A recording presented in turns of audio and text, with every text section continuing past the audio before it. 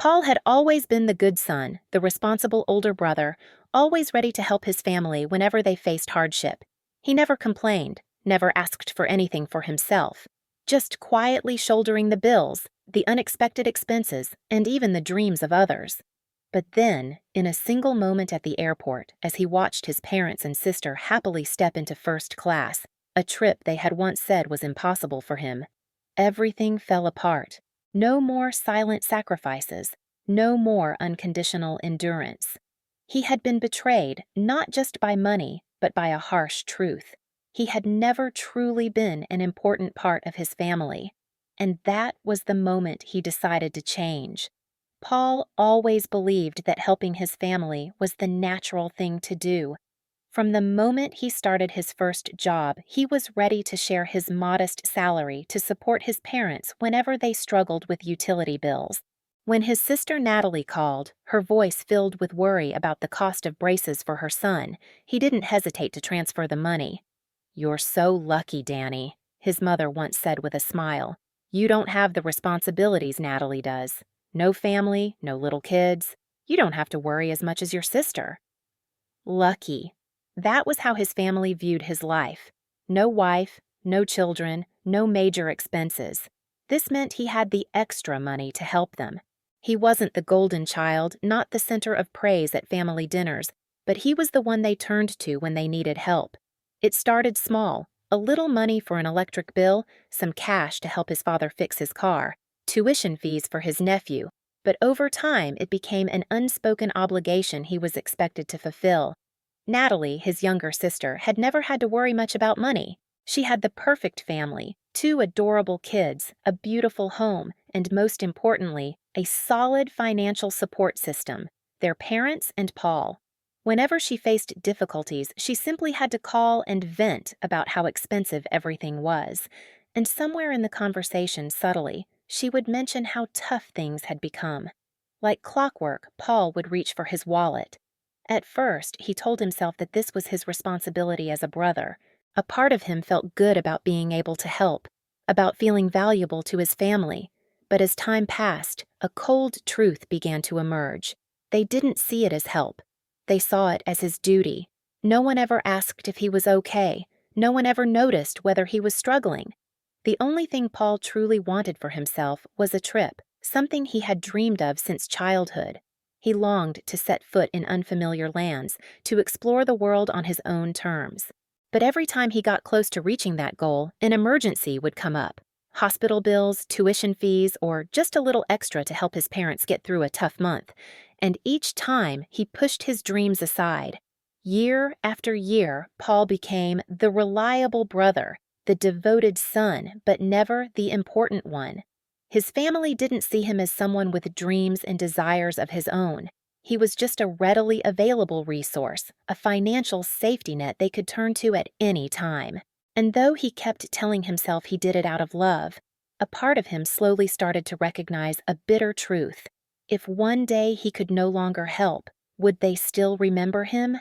The answer came sooner than he expected, on what seemed like an ordinary day at the airport. It was there that for the first time he truly saw his place in the family, and in that moment, everything changed. Paul was used to being overlooked, used to being the silent supporter that no one truly noticed. But no matter how many times he told himself that it was okay, he never expected reality to be this cruel. He had worked hard, saved every penny to make his dream come true. A long-awaited trip to Italy. No more unexpected expenses, no more urgent messages from family. This time, he kept his plans to himself. For the first time in his life, he was doing something purely for himself. And for the first time, he realized exactly where he stood in his family's eyes. At the airport, while waiting in the economy class boarding area, Paul heard a familiar voice. At first, he thought he was imagining it, but when he turned around, the sight before him left him frozen. His parents, his sister, his 2 nephews, all standing in the priority boarding line for first class, dressed in coordinated travel outfits, chatting and laughing together. The very people who had told him they couldn't afford a trip were about to embark on a luxurious vacation together. He struggled to find a reasonable explanation. Maybe they had been saving for a long time? Maybe it was a surprise gift from someone? But then, his mother's words shattered the last of his illusions. "Oh, I still feel bad that we couldn't bring Danny along." Natalie chuckled, shrugging. "Oh, come on, Mom. He wouldn't have fit in with this kind of vacation anyway." And then they laughed together. A light-hearted, casual laugh, but to Paul it felt like a weight crushing his chest. He had always known he wasn't a priority, but he had never imagined that he was merely an afterthought, someone so insignificant that his absence wasn't just accepted, but preferred. It wasn't that he couldn't afford to go. It wasn't that he was unable to join them. It was that they didn't want him there. He wasn't considered. He wasn't included. His presence didn't fit into their plans, as if he were an outsider, a stranger to their world. Paul tightened his grip on his backpack straps, his whole body feeling like it was freezing in place. In the past, if he had discovered something like this, he probably would have walked over, forced a smile, pretended it didn't hurt, and continued life as usual. But not this time. This time, he stayed silent.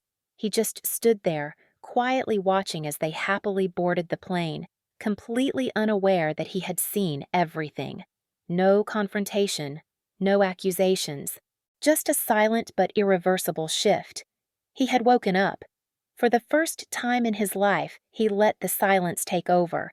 No longer the first to check in on them, no longer the one asking if they needed anything. And the most surprising thing? It didn't hurt as much as he expected. As his flight took off, carrying him to Italy, Paul wasn't just leaving the country. He was leaving behind his old role. He was no longer the family's walking wallet. And with this newfound realization, his trip became more than just an exploration of the world. It became an exploration of himself. He wandered through ancient streets, sipped espresso at a small roadside cafe, and admired the breathtaking grandeur of the Colosseum. Everything was perfect, but in every peaceful moment, Natalie's voice echoed in his head. "He's not really suited for this kind of vacation anyway." That one sentence didn't just hurt him, it opened his eyes to a truth he had long ignored. He never truly belonged in this family. He wasn't the cherished son, the one his parents prioritized. He was just the financial lifeline, the one always expected to open his wallet whenever they needed, yet never truly considered an essential part of their lives. This time, he decided that was going to change. When he returned home, he didn't text or call anyone. No checking in to see if his parents needed anything, no phone calls to ask how his nieces and nephews were doing. He let silence speak for itself, but the silence didn't last long. Just days after he landed, his phone started ringing nonstop. The first call was from his mother. "Danny, you're back? How was your trip? I missed you so much." Her voice was cheerful, but Paul knew all too well how she sounded when she needed something. And just as expected, after a few pleasantries, she quickly got to the real reason she called. "Oh, by the way, sweetheart, your father and I are in a bit of a tight spot this month.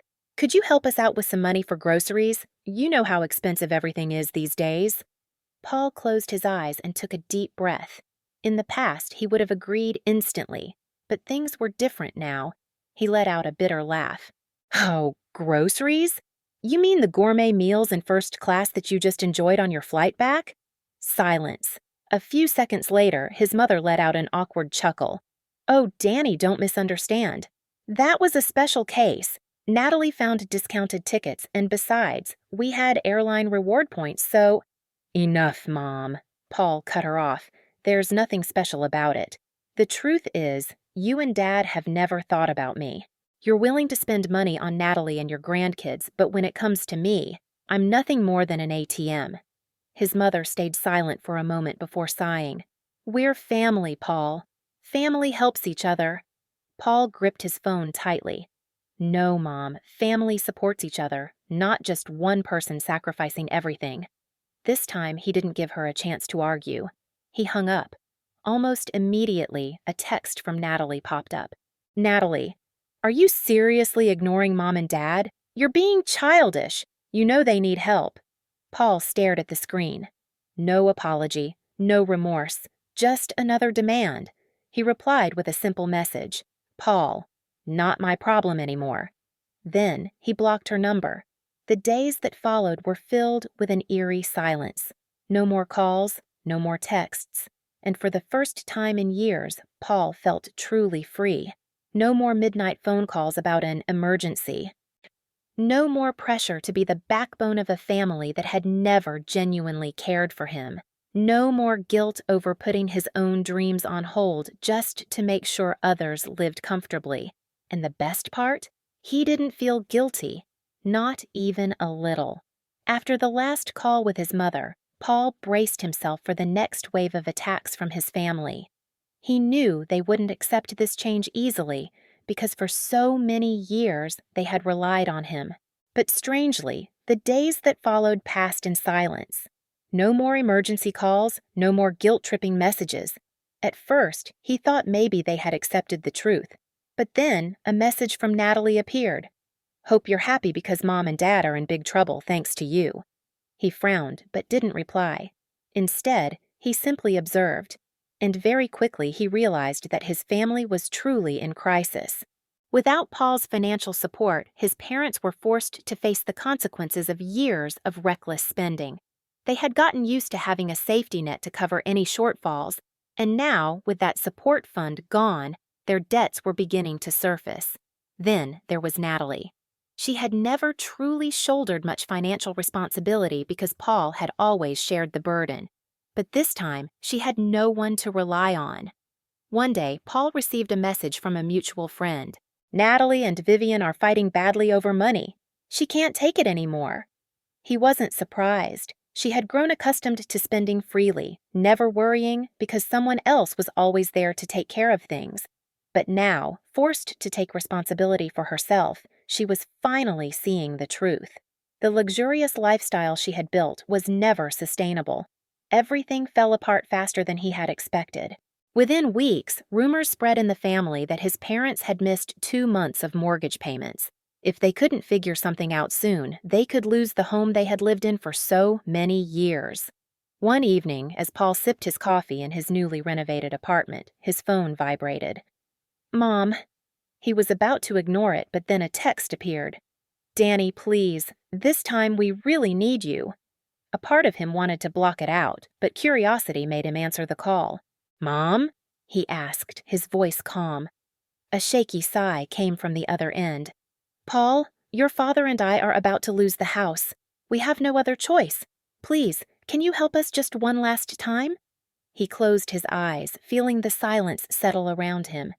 If this had been before, he would have immediately agreed, would have strained himself to fix the problem. But now, things were different. "One last time?" he repeated, chuckling. "Just like the last time from years ago, right?" His mother fell silent. "We're family, son. Families help each other." Paul laughed softly. That phrase had been the trap that kept him stuck for so many years, but now it had lost its power. "No, Mom. A real family wouldn't put someone in this position over and over again." He heard his mother sob, but this time it didn't break him. He had let go. "Figure it out yourselves, Mom." And then he hung up. Not long after, Paul heard that Natalie had been forced to dip into her savings to help their parents pay off their debt. But she wasn't him. She wasn't used to sacrificing, wasn't used to putting others' needs before her own. And this quickly caused turmoil in her own household. For the first time in her life, Natalie understood the pressure that Paul had carried for years. Vivian, her husband, was not happy. He couldn't accept that his wife was throwing money into a bottomless pit. And the fights became constant. No more peace, no more luxury vacations, no more showing off a perfect life on social media. And their parents? They were forced to cut back, to finally face real life, the life they had been avoiding for so long. And Paul? He was enjoying a peace he had never known before. For the first time in his life, he was no longer someone else's walking wallet. And that feeling was incredible. After hanging up the phone with his mother, Paul felt an odd sense of relief. No regret, no guilt weighing him down like before. For the first time in his life, he wasn't obligated to rescue anyone, wasn't forced to shoulder responsibilities he had never truly wanted. He had let go. In the weeks that followed, he watched from a distance as his family slowly crumbled. Without his support, Natalie was forced to take care of their parents on her own, and it turned her world upside down.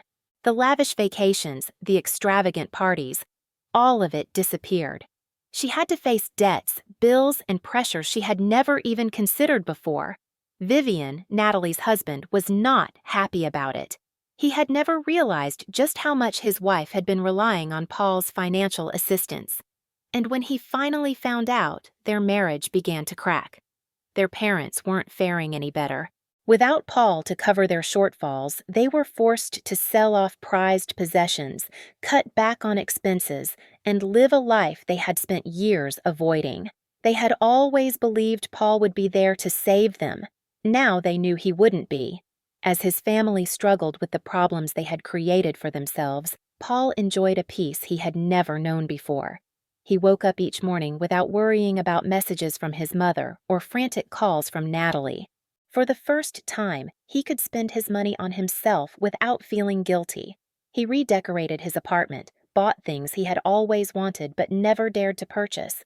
No longer needing to save every penny for others, he could finally live life on his own terms.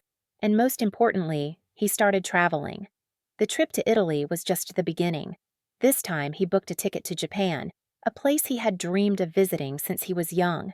No one knew, no one could interfere, no one could take this joy away from him anymore. No more guilt, no more burdens, just him and the vast world ahead. After some time, his phone went completely silent. No more accusatory calls, no more angry messages. They had stopped reaching out. Paul knew they weren't silent because they had changed, but because they were too busy struggling to manage life without him. Natalie now was the one handling all the mess, doing what he had done for years. And his parents, the ones who had treated him like an insurance policy, were finally realizing the true value of what they had lost. Maybe one day they would try to reach out again, try to pull him back into the old cycle. But Paul knew he would never return. He owed them nothing, no money, no loyalty, no sacrifice. For the first time in his life, he was truly free.